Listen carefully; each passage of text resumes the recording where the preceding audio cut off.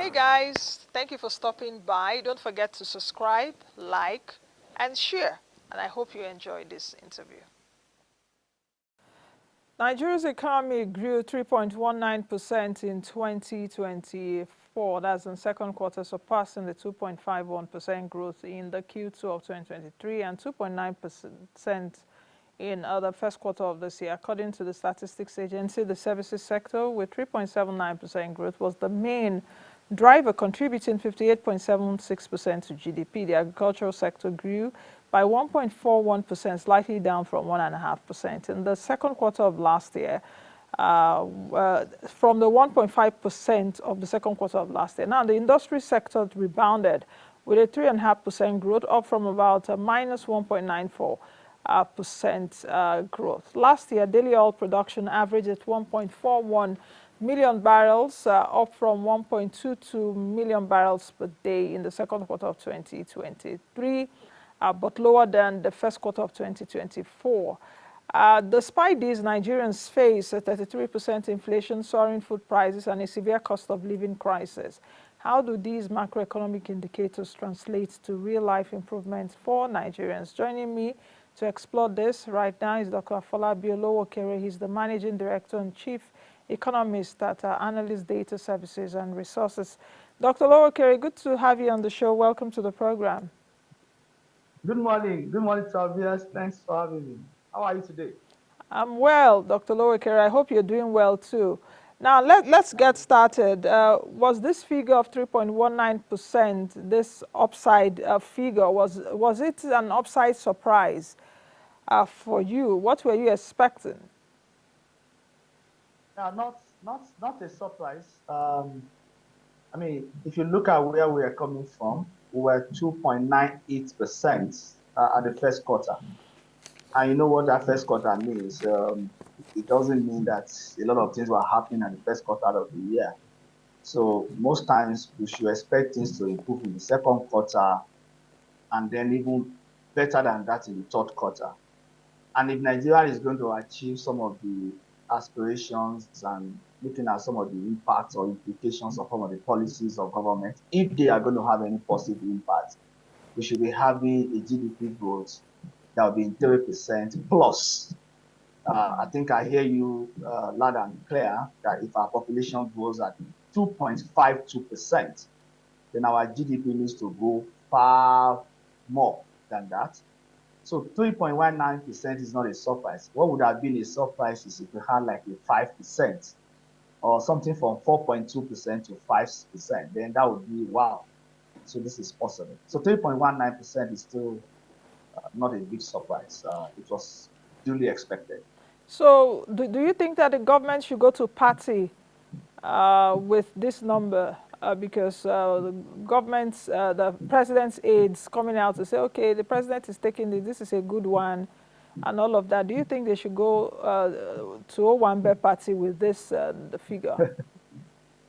I'm sure the governments and the officials have economists among them who will look at the data more critically. And you know, there are different phases of society. There are places you can celebrate this. There are places when you get to the room, you tell people, wait a minute, let's look at this more critically. So among certain government officials, they may be doing that, but some will know better that for about 2 or 3 reasons. Number one, what are our own growth aspirations? And there are 3 ways we can look at that. Number one is if we want to touch $1 trillion economy in the next 6 or 7 years, we will not be growing, and we will be growing faster than this. We should be growing faster than this. That's the number one thing. Number 2 point is, even when we look at our own development plan, for instance, whether we are implementing or not, whether it's something on the front burner or not, by 2024, we are expecting, the projection in the government plan is that we should be doing 5.43%. 2024, 5.43%. So that's projection. That's projection, but in the medium-term national development plan. But for this year's budget growth rate was put at 3.76%. Am I missing something? No, no, you're not missing Okay. because sometimes also, MTELF, and that's also one thing. I mean, we are also discussing, we should also learn this as a country. Sometimes we have our long-term plan as a country, we have our medium-term plan as a country, but when we do our medium-term expenditure framework, we do things that are different from what we have in our national plans.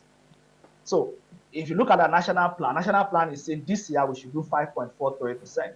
But when MTEL was drawn, you are talking about 3.73%. Yeah. And why is that important? Growth in a national development plan is seen as an outcome. In other words, it's something you are working towards achieving. But in the medium-term expenditure framework, it's seen as an input. Uh, Sometimes you think we can do better. What do I mean?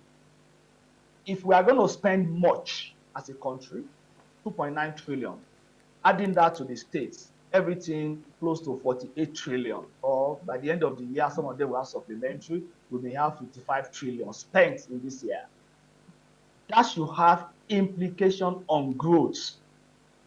Fiscal policy should drive growth. So monetary policy, not necessarily, because you also want to solve some of the problems that are created by fiscal and mop up things. But fiscal policy should drive growth. So growth that we are looking at is 5.43.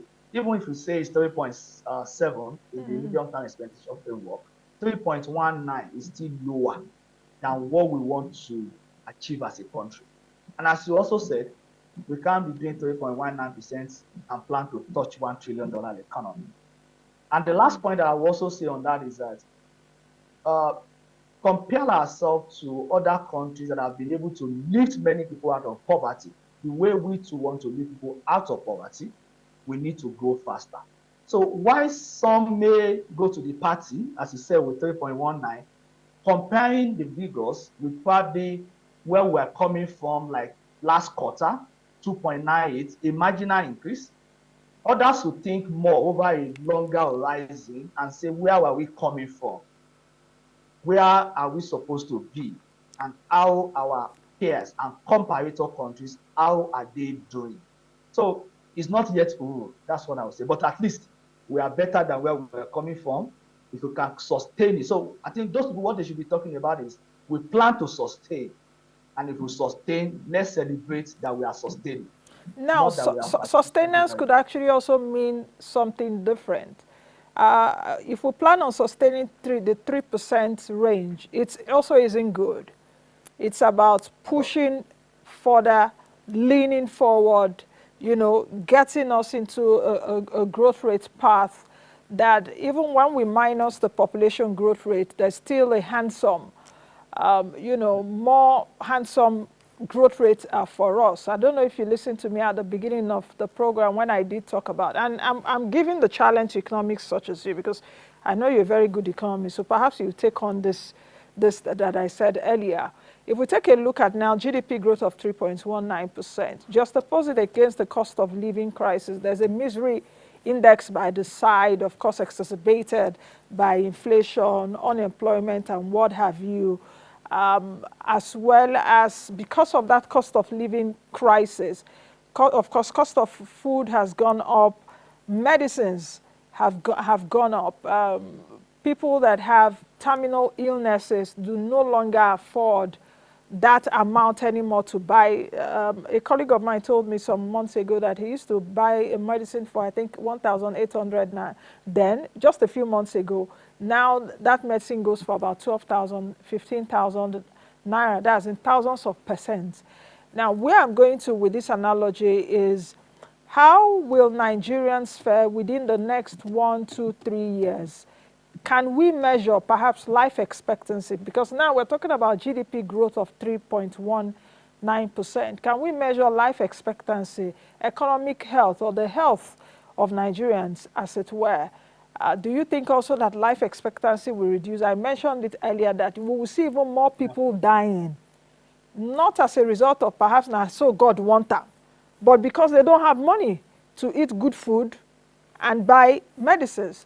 Doctor, I hope you're understanding me this morning. No, it's very clear. I mean, great questions. You understand Great what I'm saying? questions. So people like you should Perfectly. interrogate what I've just said. I'm not an economist, but I've been thinking about this. And in fact, at a session I moderated some months ago, I did tell the Minister of Health and the Minister of Social Welfare this, that they should look into it too. I don't know if people are thinking around this. Okay, so thank you very much. I mean, great questions. I will tell you, I will try to answer it. Um, you've said something initially. So when I meant that they should sustain, is that they should sustain the growth. In other words, are able to move from 2.98 to 3.19. So that means you have increased something by maybe about 0.1 or 1% or something like that. Then you can sustain adding that increase every quarter.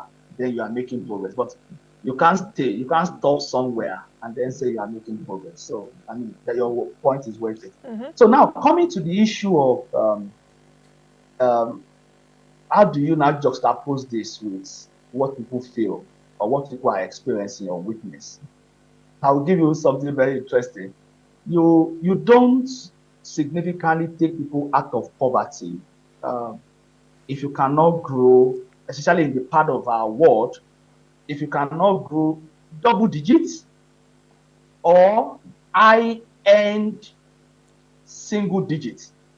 By that I mean 7%, 8%, 10%, 9%. 9%, 10%. Then if you can do more than 9%, we thank God. And some studies have shown that you must do that consistently for 10 years, 15 years or more. So, and how do you also know this? I've been involved in a lot of modeling exercises for the country and for many clients.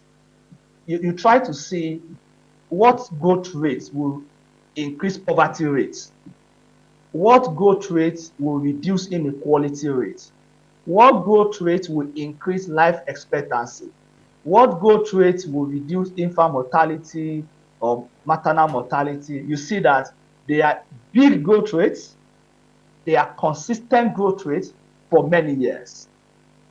So, and as I said, sometimes people that will be celebrating, it depends on the level of knowledge, it depends also on the people they are speaking to. They may want to just talk to the public generally, but in some certain rooms, truth will be told, right? To say at 3%, you are probably not moving the middle. You can do better than this so that we can get to our promised land. So, having said that, how do you increase life expectancy?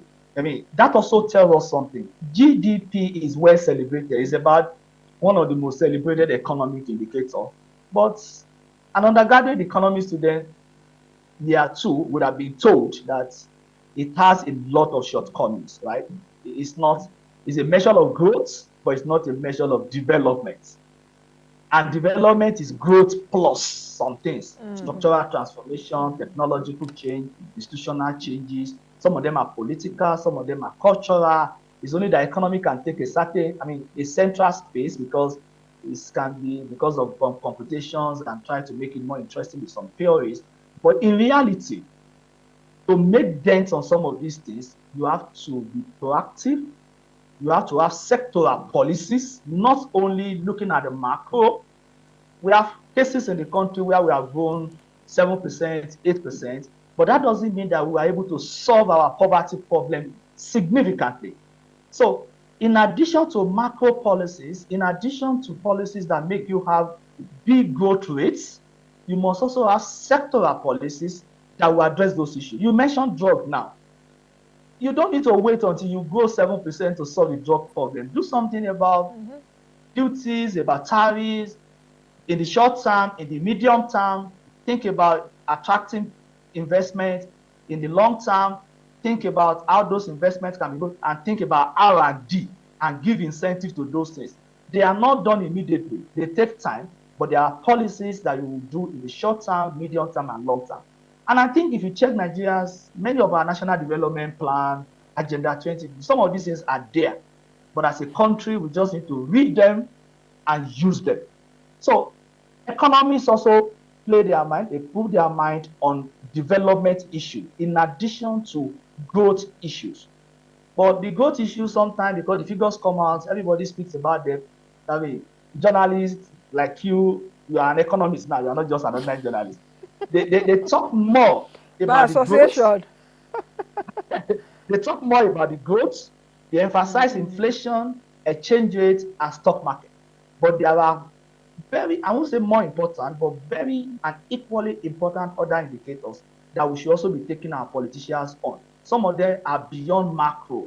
Some of them Exactly. require intervention that should be done in those particular sectors. That's particularly why I'm doing this show today. I just want to look beyond those numbers. You know, I don't want to, of course, I was not even overtaken with joy, as it were, with a 3.19% growth rate. And that leads me to the next question now, which is how problematic is this 3.19% growth rate with headline inflation at 33%. When NBS released those numbers, I told myself, I said, Nancy, just hold on a bit. I looked at the figures again, but I compared other figures in tandem with a headline inflation rate of 33%, food inflation at 40% or thereabout. That removes for me the excitement that Nigerians should feel about economic growth, and the other indicators which you've rightly mentioned are the indicators that are, you know, exacerbating the gap between the haves and the have-nots. So how problematic is this 3.19%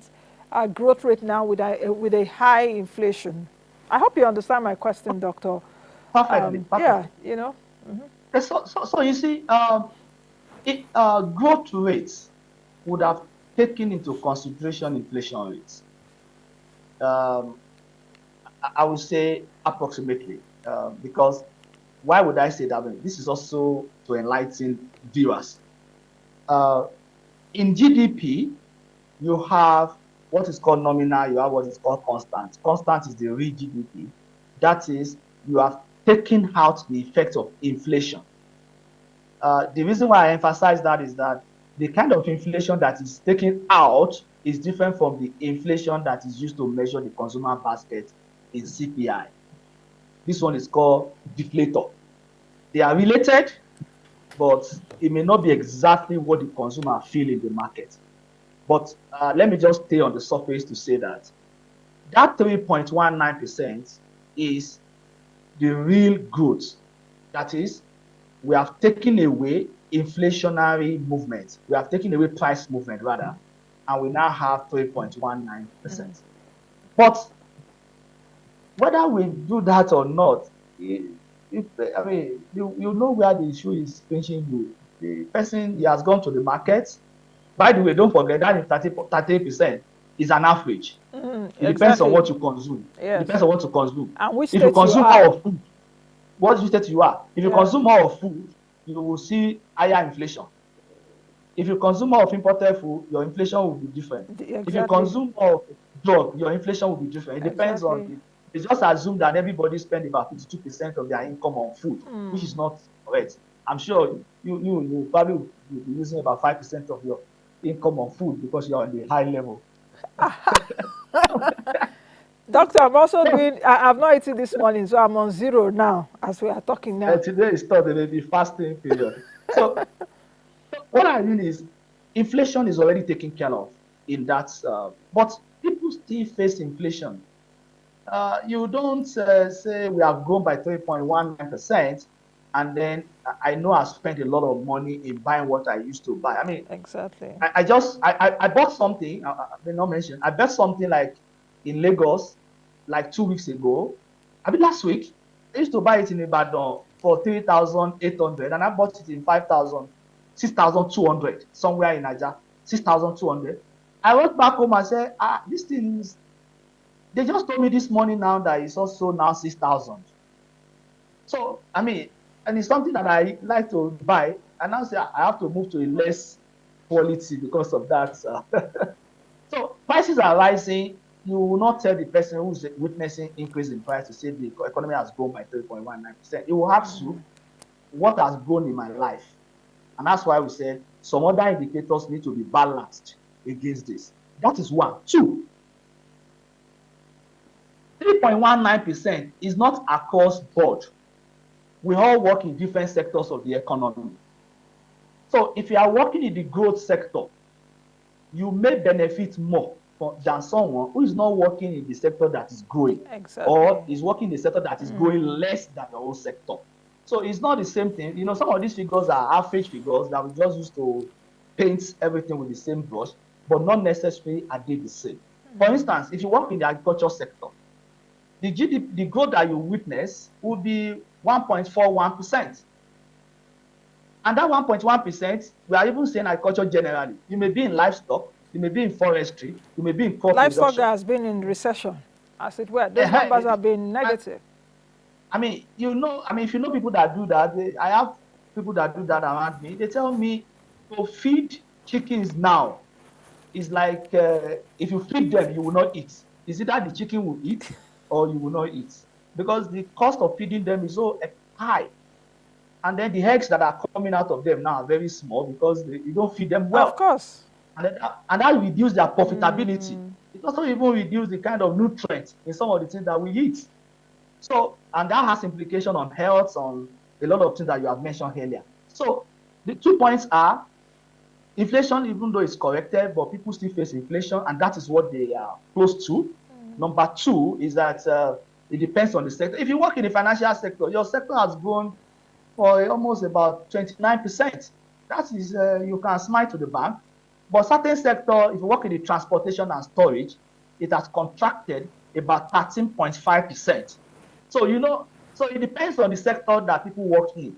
But what is important for the country is beyond services, industrial sector is very important because it can actually employ a lot of people. And that when you have growth in such sector, it will impact more people than in certain sectors of the economy. Let's take a look at some of the sectors that held the economy back. From your own analysis, when you looked at those numbers, what do you think should be done, especially to those sectors that hold the economy back from the composition that we saw according to the MBS? Then the second question would be around the resilience of the services sector, as it were, Then perhaps my third question would be around if this growth rate of 3.19% will be a sweet spot for the Central Bank of Nigeria's Monetary Policy Committee. Of course, the next meeting is in a few weeks' time here in the country, here in Abuja. Do you think that it will now be a sweet spot for them, bearing in mind that, of course, this central bank's posture has been that of inflation fighting or inflation attack, as it were, with higher interest rates at the expense of economic growth? Because, of course, they've told me here on the show severally that they put forward the economic growth that we will lose as a result of attacking inflation with higher interest rates. So do you think that this 3.19% will be a sweet spot for the CBN when they come together for the September MPC meeting? Okay, so thank you. So the first is on sector. So one sector that we've seen, and I think I try to mention, is the transport and storage. That's a sector that contracted. I think it's about the sector that contracted, apart from other services. Other services, there are so many things there, and it's also a small component of GDP. But let's look at transportation and storage, which contracted at 13.53%. That's a lot. And you know what that means. We know what drives that sector. Food, PMS, and a lot of other things. And people spend a lot of money. After food, the next thing will be energy. These days in Nigeria, you have to car, you have to install. And it's expensive. Some people travel less, or they are willing to pay less, and they have a cut in their operating costs. So the bigger one that's contracted. What can be done about it? A lot of things. I'm sure the government is also aware. That's why the government is very careful about full subsidy removal. It depends on the way we look at it, really, on whether the subsidy what's your program where you tax people? Is subsidy there? You know, the government will also be very careful because this is a sector that drives a lot of activity. It's just like ICT, transportation. Even though they can be substitutes as time goes on in life, but there are things that you still move your food from somewhere you must transport them. And that's the implication for storage. If you don't transport to where the silos are and the rest, it also has an implication on what you can store. So we need to do a lot about transportation and storage. These two have a lot of implication on inflation rate, which we have mentioned before. So that's what I would say about that. Resilience of the service sector. The service sector has been resilient. You know, economies are uh, they have very tight understanding or view about how the economy should transform. They always like it to start from agrarian, which are largely crude, raw, then move to manufacturing, industrial. And that manufacturing and industrial, there are some light manufacturing, then you move down to heavy manufacturing, then you start moving down to tech manufacturing, then services. Services are supposed to service your agriculture as well as your manufacturing or industrial sector. If you don't have a good agriculture sector, you don't have a good manufacturing and industrial sector, your service sector is growing, then it is servicing import markets. In other words, it is servicing another market that is producing those things. So we then have to look at it very well. Service has been resilient, contributed to largely by the financial and insurance subsector of that sector. But we then have to start thinking as a country to say, good, nothing says financial sector should not grow.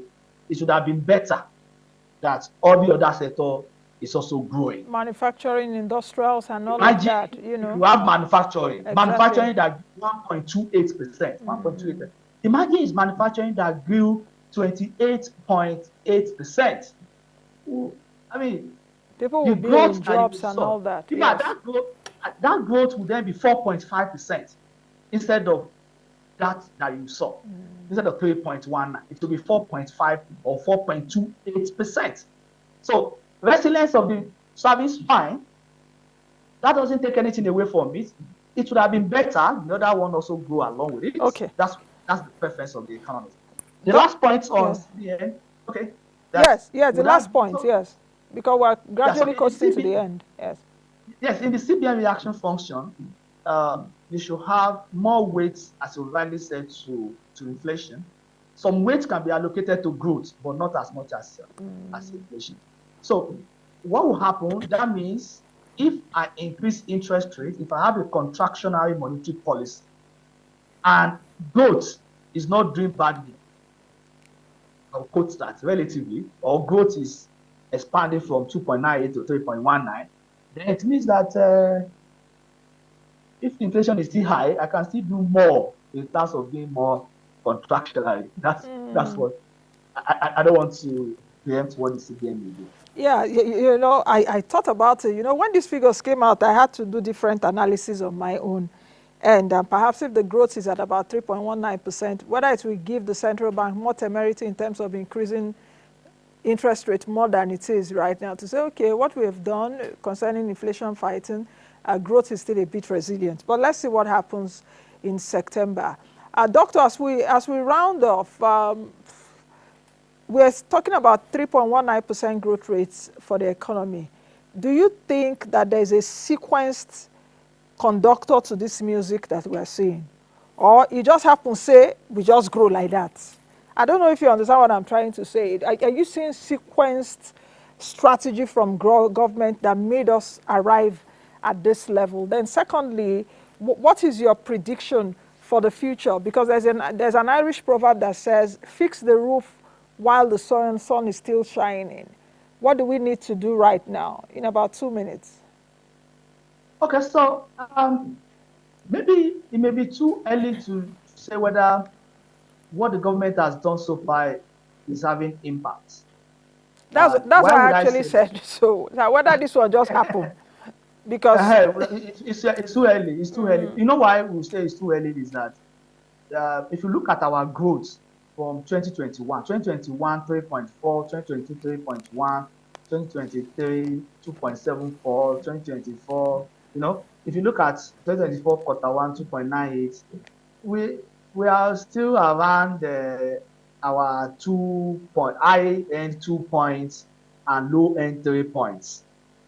So to me, I've not really, I can't say this is it uh, okay, until you come out of it. Right. You may begin to see a turning point, but there's something about a turning point. They will say, differentiate it, you will see that it's a turning point. The y, the x will be zero. Then you also differentiate the second time to know whether it's all going up or coming down. So we need to see it second time okay, before we say this is the impact. But some may say we begin to see impact. Don't let us celebrate too early. In fact, if you are okay. even doing something that is showing results, tell people not to celebrate you too early. Because people that celebrate you too early, when you fall, they also celebrate you too Okay. early. So that's why. So what can we do Very quickly, as a doctor. country? We have to go. Yes, as a country, I think we need a more long-term economic strategy. We do a lot of things. We have plans, but they don't appear as being on the front burner Okay. in a way that everybody is aware and we are following them through. Okay. And we can draw a line and we can benchmark ourselves against what we have said we will do. And if we are not able to do it, not just trying to explain them away, but trying to see lessons learned and how we can cover or make Okay. up for what we have seen. Okay, I think this is doctor. important. Thank you very much for your thoughts. I think we'll leave it at this point. I'll speak to you again sometime soon. Thank you for your insights. I've been speaking with Dr. Afolabi Olowookere, who is the Managing Director and Chief Economist at Analyst Data Services and Resources. Thank you for your company as always. Of course, to all of you watching, on behalf of my team and I'll see you all again tomorrow. Another topic, another guest. Be the best you can be and be the change that you want to see. I am Nancy Naji. Thank you for watching. In case this is your first time watching us, thank you. Don't forget to subscribe to the YouTube channel, drop your comments as well as like, and most of all, share our content.